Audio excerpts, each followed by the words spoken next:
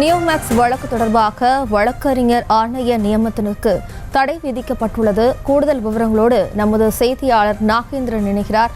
வணக்கம் நாகேந்திரன், விவரம்.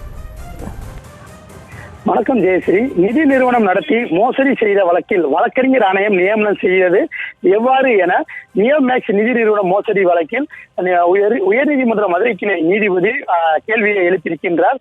நிதி நிறுவன மோசடி விவகாரங்களை விசாரணை செய்யும் சிறப்பு நீதிமன்றத்திற்கு வழக்கறிஞர் ஆணையம் நியமனம் செய்ய அதிகாரம் இருக்கா எனவும் இந்த விசாரணையின் போது நீதிபதி கேள்வி எழுப்பியிருக்கின்றார்.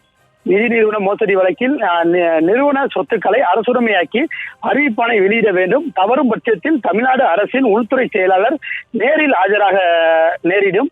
அதே போன்று விசாரணை நீதிமன்றம் வழக்கறிஞர் ஆணையம் நியமனம் செய்து பிறப்பித்த உத்தரவுக்கு இடைக்கால தடை விதித்து உயர்நீதிமன்ற மதுரை கிளை உத்தரவு என்பது பிறப்பித்திருக்கிறது. நிதி நிறுவனத்தின் அசையா சொத்துக்களான 9428 சொத்து பத்திரங்கள் 99 பத்திர பதிவு அலுவலகங்களில் இருந்து எடுக்கப்பட்டுள்ளது என அரசு தரப்பில் அறிக்கை தாக்கல் செய்யப்பட்டது.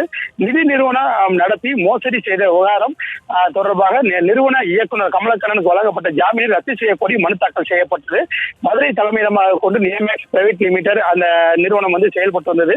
இதில் இயக்குநர்களாக வீரசக்தி மற்றும் கமலக்கண்ணன், பாலசுப்ரமணியன் பலர் உள்ளனர். இந்த நிறுவனத்தில் பாளையங்கோட்டை, கோவில்பட்டி, மதுரை பைபாஸ் என பல்வேறு பகுதிகளில் இந்த நிறுவனம் நடத்தி பணத்தை இரட்டிப்பாக தருவதாக ஆசைவாதிகள் கூறி அந்த வசூல் செய்ததாக இந்த வழக்குகள் தொடரப்பட்டிருந்தது.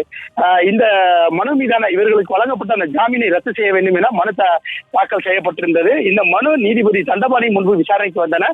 விசாரணையின் போது தென்மண்டல பொருளாதார குற்றவியல் கண்காணிப்பாளர் பாலகர்லா கல்யாண் நேரில் ஆஜராகி அறிக்கையை தாக்கல் செய்தார். விசாரணையின் போது அரசு தரப்பில் கூடுதல் குற்றவியல் வழக்கறிஞர் நம்பிச்செல்வன் ஆஜராகி நியோமேக்ஸ் நிதி நிறுவனம் மோசடி வழக்கில் இதுவரை அசையா சொத்துக்கள் 9428 சொத்து பத்திரங்கள் 99 பத்திரப்பதிவு அலுவலகங்களிலிருந்து கண்டறியப்பட்டுள்ளது. இந்த சொத்துக்களை வழக்கின் அட்டாச் செய்வதற்கான நடவடிக்கைகள் எடுக்கப்பட்டு வருகிறது. நிதி நிறுவனத்தில் 252 வங்கி கணக்குகள் முடக்கப்பட்டுள்ளது. அதில் உள்ள பணங்கள் 15 கோடி முடக்கப்பட்டுள்ளதாக தெரிவித்தார்.